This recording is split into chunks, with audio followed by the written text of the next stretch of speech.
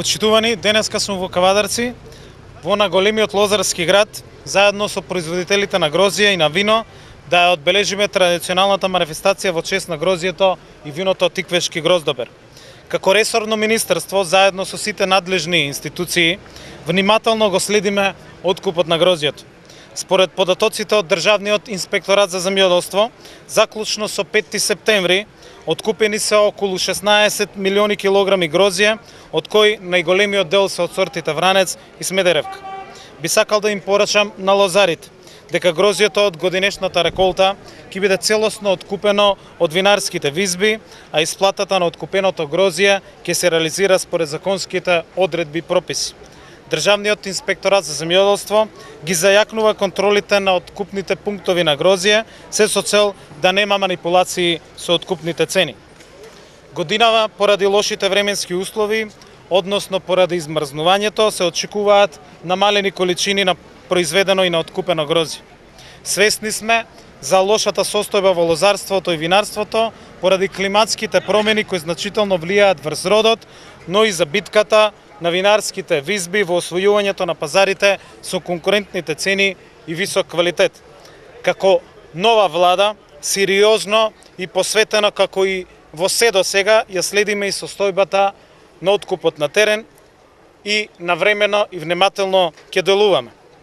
Затоа денес може да објавам дека на првата наредна седница владата ќе донесе одлука за дополнителни директни плаќања за произведено и откупено грозје и предадено грозје во домашните регистрирани винарски визби, а висината ќе биде определена на самата седница на влада.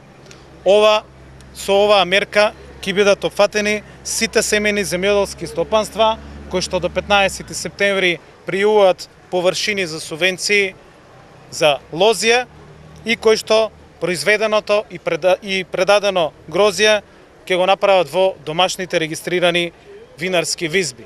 Висината владата дополнително ќе ја определи во наредните неколку дена. Уште во првите 100 дена од нашата работа, со измени на програмата за финансиска поддршка во земјоделството за 2017 година, ги зголемивме субвенциите за одржување на лозови насади за 10% по хектар и субвенцијата сега ќе изнесува 44.000 денари по хектар. За овие зголемени субвенции, лозарите исто така ќе конкурираат до 15 септември.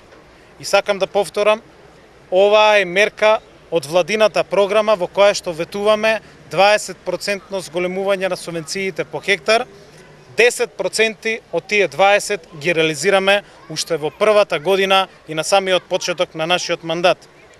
До сега за одржување на површини со лозови насади по програмата од 2016 година исплативме околу 9 милиони евра, а за вкупно 13 винарски визби по основ на дополнителната поддршка за откупеното грозје од минатата година, пред неколку дена исплативме околу 700.000 евра. Исто така интензивно работиме на забрзување на процесот на обработка и на исплата на обештетувањата од временските непогоди кои што се случија лани и оваа година. Почитувани, Кавадарци може да се пофали дека е најголем производител на грозје и на вино во земјава, каде што производството на грозје и вина има длабоки традиционални корени и богата традиција. Над 5000 семејства екзистираат од оваа гранка. Ова е доволно за нас како влада да работиме на среднорочни, но и на системски долгорочни стратегии за развој на лозарството, кои ќе овозможат зголемување на површините, на приносот и на квалитетот, што крајно ќе значи поголеми приходи за сите семејства кои што се занимаваат со оваа земјоделска гранка во овој регион. Производството на грозје и вино учествува со околу 17 до 20% во бруто домашниот производ, а виното е вториот најизвезуван производ после тутунот.